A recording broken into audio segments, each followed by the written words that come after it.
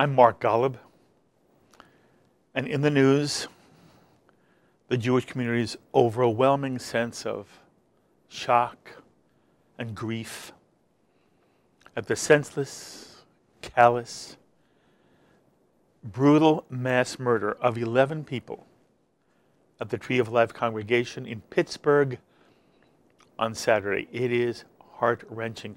And every one of us here at JBS, and I'm sure all of you who are part of the JBS viewing family, we all send our deepest, deepest condolences to all the families who lost loved ones and to the entire Jewish community of Pittsburgh.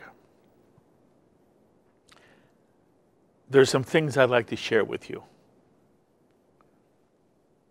First, the extraordinary outpouring of solidarity throughout the American Jewish community, indeed the entire Jewish world, is not only warranted, but is an affirmation of the truth that the Jewish people is one family in which each feels responsible, one for every other. No less important is the extent to which the non-Jewish community is standing with the Jewish community at this horrific time.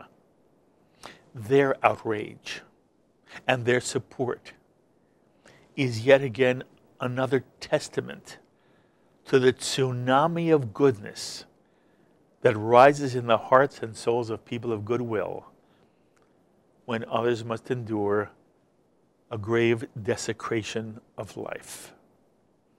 The Jewish community of Pittsburgh, you are not alone in your sorrow. You are enveloped in an embrace of compassion and of love, and the internet resounds with beautiful words of comfort.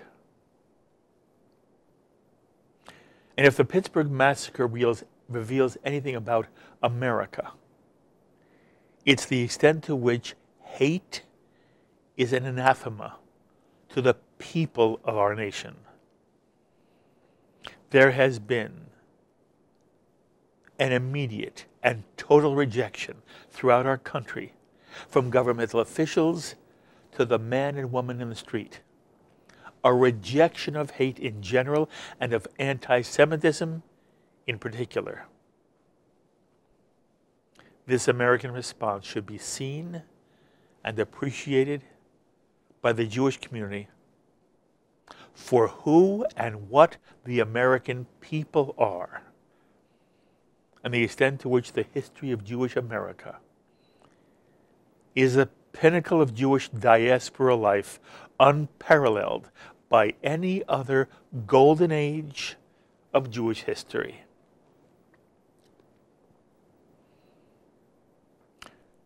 But there is a self-destructive response threatening to undermine Jewish perspective regarding the murders in Pittsburgh. There are those in the Jewish community who now insist on blaming Donald Trump for creating what they call a climate of hate that is the cause of Saturday's shooting.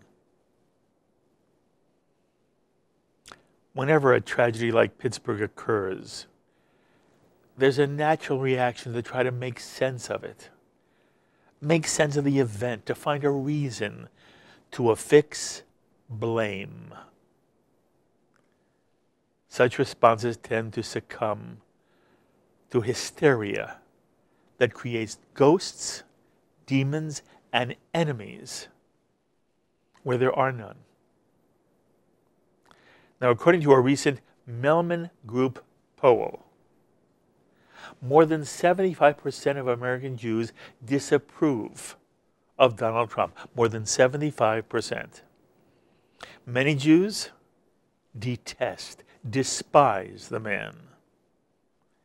And the upcoming midterm elections are seen by many as a referendum on the Trump presidency, and hope that a blue wave may change the political landscape significantly. But it's simplistic and self-deceptive to blame Donald Trump for the 11 murders at the Tree of Life congregation.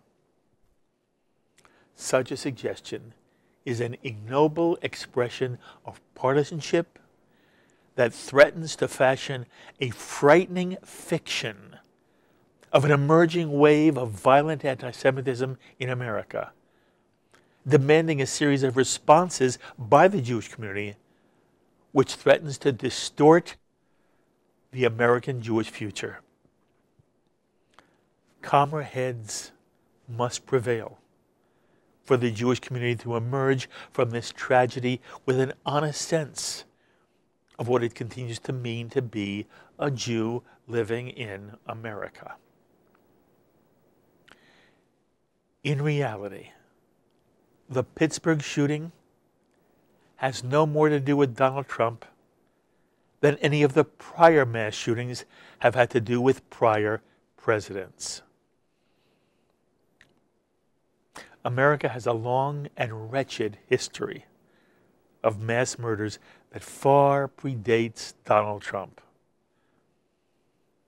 The phenomenon of hatred mixed with mental illness is a profound feature of American life, compounded by America's obsession with guns and a host of firearms meant only to kill other people.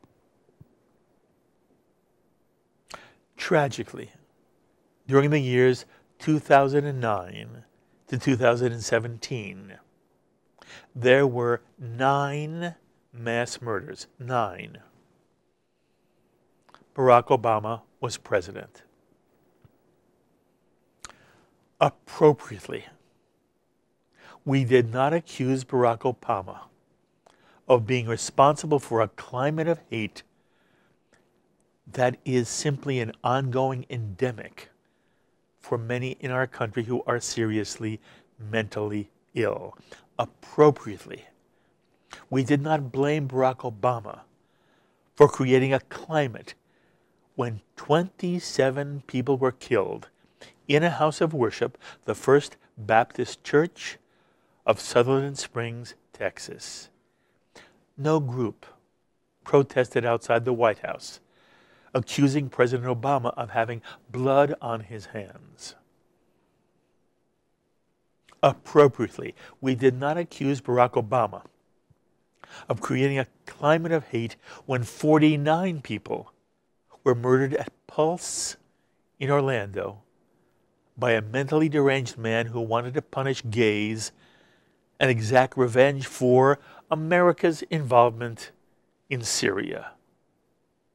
No one in Orlando told the president he was not welcome to visit and to express the nation's grief. For all of the 9 mass murders during his term of office, we never thought of blaming President Obama, because we all understood that mass murderers are the acts of those who are deeply disturbed individuals for whom reason, any reason, is irrelevant. Fortunately for the Jewish community, no synagogue, no Jewish institution was the target of a mass murder during the 9 years of the Obama presidency. But you may remember that in July of 2006, a mentally ill Muslim man, angry with Israel, shot 6 women at the Seattle Jewish Federation of Greater Seattle, murdering Pamela Wachter. George W. Bush was president in 2006. No one blamed him or his policies for creating a climate or context that would prompt such a shooting. 7 years earlier, in 1999, a man entered the lobby of the North Valley Jewish Community Center in Los Angeles and fired 70 shots that wounded 5 people. Bill Clinton was president in 1999. No one blamed him or his policies for the shooting. We have always understood that the social challenge facing our nation is the extent to which violence has always been an inherent quality of the American personality, expressed in a national obsession with guns that is unique in the civilized world. America's shame is the extent to which it tolerates, excuses, and glorifies violence, especially gun violence. And this sad reality is exacerbated by a large and ever-growing population of Americans who suffer from severe mental illness. No matter how loud health professionals beg for the funds necessary to house and treat our mentally ill, our society remains unprepared to allocate the monies required for adequate, appropriate care. And as a result, the mentally ill, filled with hate and with rage, walk our streets and sleep on our sidewalks, and sometimes go mad with one or more guns at their disposal, and tragically people die. The object of their hatred, born of mental illness, takes many, many forms. Gays are murdered. Americans of color are murdered. Christians are murdered. Muslims are murdered. Jews are murdered. The tragedy of the Tree of Life congregation in Pittsburgh is that a severely mentally disturbed individual decided he hated Jews so much he would kill them all. This is the transcending message of the tragedy in Pittsburgh, and it's a message for all Americans. Americans must rein in its love affair with guns and must devote economic resources to treat the mentally ill. The Jewish community would make a serious error if it made Trump part of the story. The inappropriate fixation on blaming Trump for Pittsburgh threatens to warp the Jewish community's strategic response. It suggests that there is a looming threat of more murders and that Jews should feel less at home in America. Neither concern reflects American reality. We Jews have a long memory. It goes back some 3,000 years. The older generation today well remembers the Shoah, the Holocaust, of a mere 80 years ago, in which Jews were gassed, incinerated, murdered in unimaginable forms of human cruelty, only because they were Jews. And so when a madman murders 11 people in a Pittsburgh synagogue, screaming how he hates Jews, it's only because they're Jews. It evokes waking nightmares among anyone with a sense of Jewish history. But any Jewish leader who suggests that America is becoming Paris is guilty of a gross misrepresentation of America, and perhaps in some institutional settings of self-serving aggrandizement.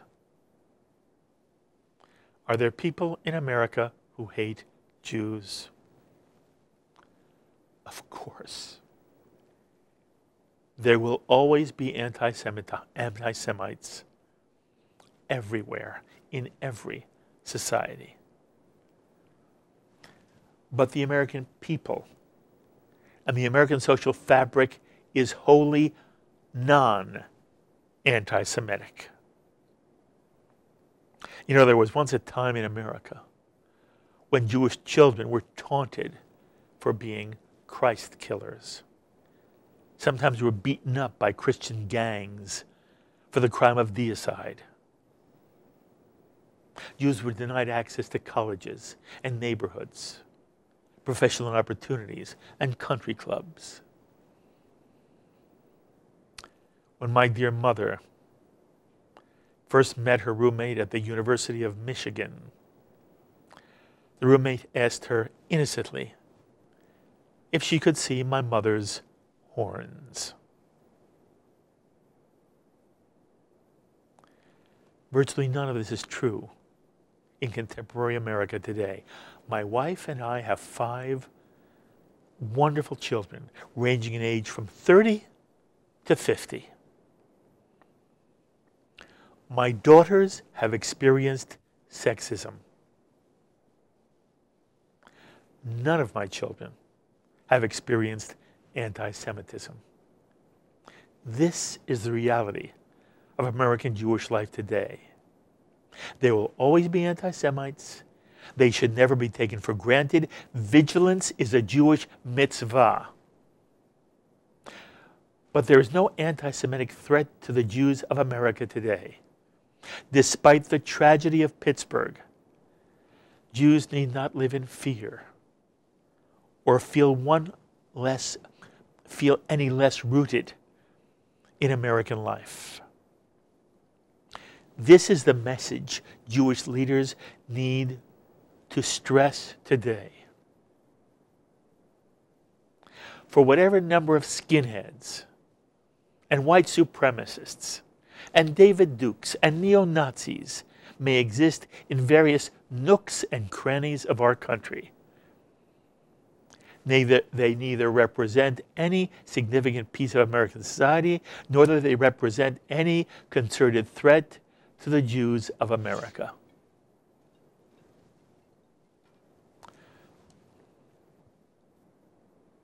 The Jewish community should have a moment to grieve right now.